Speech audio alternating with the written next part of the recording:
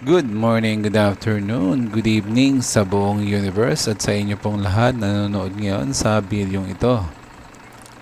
Sa video natin ngayon, bali, update po tayo, no? Update sa Monteverde East na matatagpuan po sa Montalban, Rizal, no?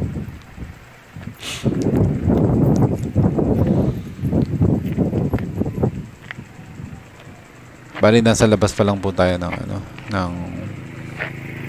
Monteverde, no? Hindi pa tayo pumapasok para makita nyo yung karsada sa labas.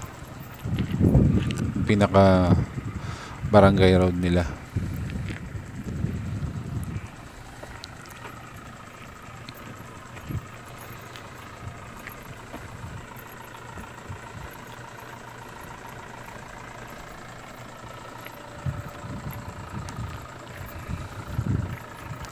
Welcome to Monteverde Residential Estate.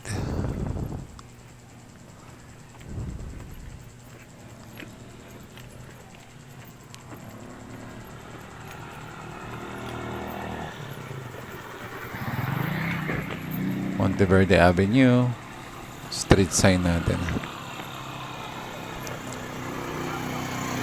Hindi pa po tayo nakapasok, nasa labas pa lang po tayo para makita nyo rin yung harapan. Ayan. Ngayon, papasok na tayo. Since nakapagpaalam na tayo sa security guard, so pwede na po tayong mag-enter the dragon.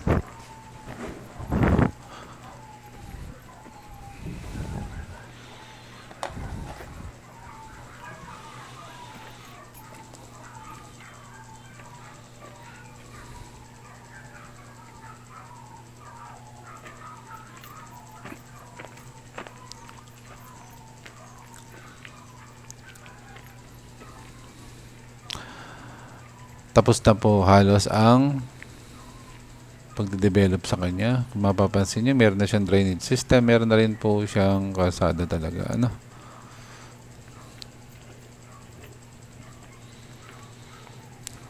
Kaya titirhan na lang talaga siya. Kompleto na yung kalsada. Nalatagan na ng kalsada, no? Yung pavement niya, kompleto na. So ngayon nasa naman tayo, punta naman tayo sa kung nasaan ang kanyang clubhouse. Yung natatanaw po ninyo na yan po mismo ang basketball court.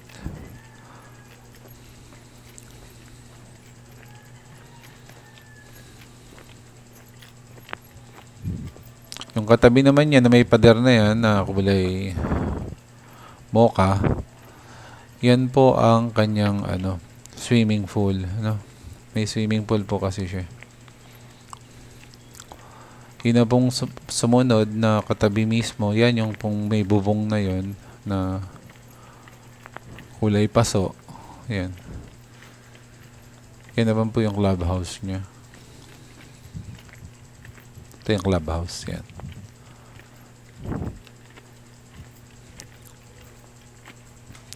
Lahat po sementado na, may karsada na. Tatayuan na lang po yan ng mga bahay. Yan yung clubhouse. Papasok sa clubhouse. Sir, good afternoon.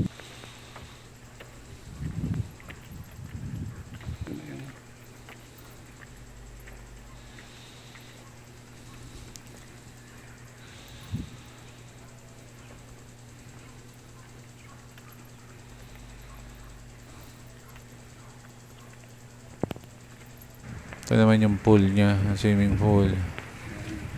Ang katabi ng court niya, yung kabila po court na yun. Ang nakadaanan natin kanina, Hindi ko masyadong kinukunan eh. Ito yung... Kasi nahihiya din ako.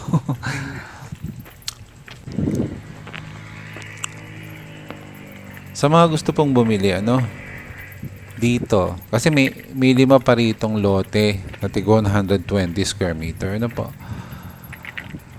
Sa mga gusto pong bumili, yung number ko makikita naman po ninyo sa screen, Yung number po na yan, kontakin ninyo anytime. Kung gusto niyo po ditong bumili sa Monteverde East sa Montalban. May 5 lote pang natitira, natig 120 square meter. Ano po? 13,000 pesos per square meter po ang lote dito. Kaya lang po, wala na po itong installment. Ito po ay cash na, ano? Cash na po siya. Hindi na po siya pwedeng installment. Kasi 5 na lang natitira, kaya hindi na po pwedeng installment. Tsaka ang ganda naman ng pagkakadevelop ni Santa Lucia rito, kung mapapasin nyo naman, di ba? Ang kinis ng pagkakagawa. Presko yung lugar, di ba? Malapit sa nature, di ba? Sariwa ang hangin, tahimik. Mataas pa yung area, no? Oh, ang taas siya, oh. Actually, hinihingal po ako dyan, kaya nauuga-uga yung video. Pasensya na kayo na medyo mauga-uga yung video kasi hinihingal na ako kakalakad. Medyo tumaba po tayo ng konti kasi nung lumipas na Pasko't Bagong Taon, medyo napalakas po yung chicha natin, eh. Kaya medyo lumobo tayo. Hanggang doon po siya sa taas na yan, direksyon na yan. Hanggang itaas po yan. Hindi ko pa masyadong, hindi ko na pinuntahan kasi medyo masyado na malayo at masyado na mataas. Sipag at siyata.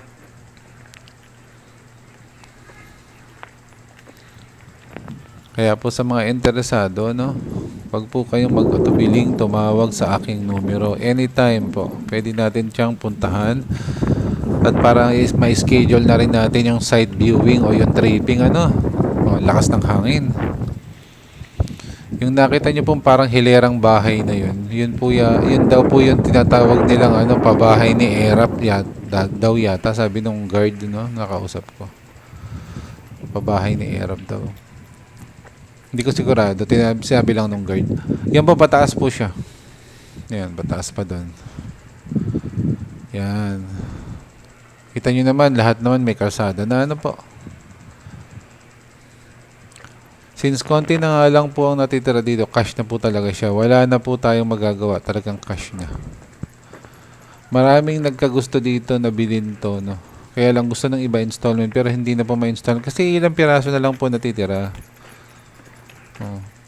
Basta tandaan po natin, tuwing bibili tayo ng properties, walang pinakamagandang panahon ng pagbili kundi 5 years ago.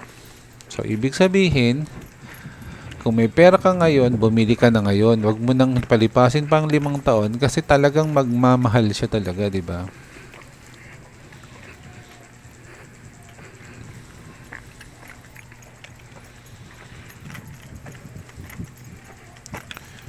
Cash na po siya, ma'am, sir. Ano po?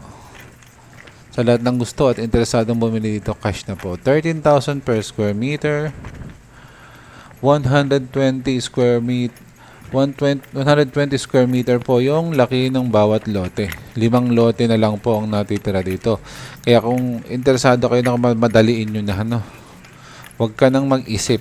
Kung may hawak ka na rin lang pera, invest mo na. Tumawag ka sa numero ko, nandyan naman sa harapan po, Huwag ka na mag-isip kasi masasayang pa yung malilipas ang time, lalo pa lang magmamahal yung properties. Pataas ang pataas, appreciate yan. Hanggang sa time na hindi na kasi yung pera mo, magugulat ka, sana binili ko na ngayon. Para maiwasan natin ang pagsisisi. Po? Tapos na po yung ating pag-ikot-ikot. Medyo hinihingil ako kaya ako bumabalik na. Hindi na po namin ipinasok yung sasakyan para bilhin. Kasi marami kaming malalagpasan. Hindi natin makaka-capture lahat pag may dala yung sasakyan. Unless babagalan mo yung takbo ng sasakyan. Kaya nilakad ko na lang. Well, anyway po, sa inyong mga manunood, marami pong salamat sa inyong pagsuporta at paki-like and subscribe na rin po sa aking channel. Maraming pong salamat at siya po pala ang ating developer is Santa Lucia Land. Ito po yung dinidevelop ni Santa Lucia. Maraming salamat po sa inyong lahat and peace.